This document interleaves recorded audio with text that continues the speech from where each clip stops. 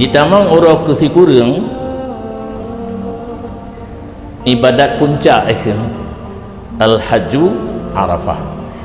Haji adalah Arafah, ibadah puncak dalam tata cara melaksanakan ibadah haji, iaitu orang sikurang leho inan khutbah, habis khutbah hitamang batal leho, azan dan sembahyang nyo yang perle pegah.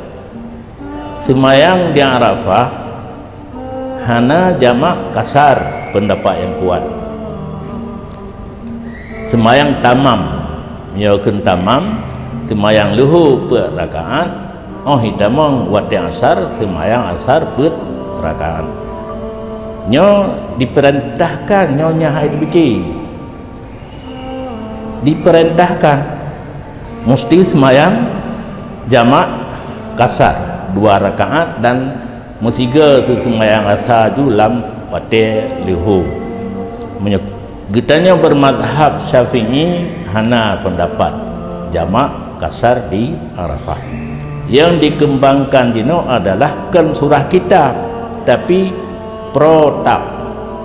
protapnya adalah program tetap Departemen Agama.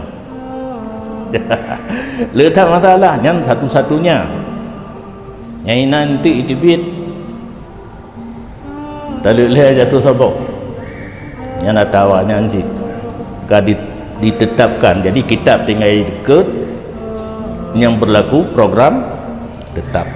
Rom Jamarah bengah mabit di Muaisim kan di Mina, wate tawaf hana payah tunggudu menurut mazhab Hanafi, jid tunggudu menurut mazhab Syafi'i, kondisi darurat tepeh huragam ngaurinang hanggadah ia semayang. Jadi truk gedeh wang Arafah menyodro nepati surah kitab be ne jamak kasar ne semayang lihu per rakaat asar per rakaat wate truk wate dro.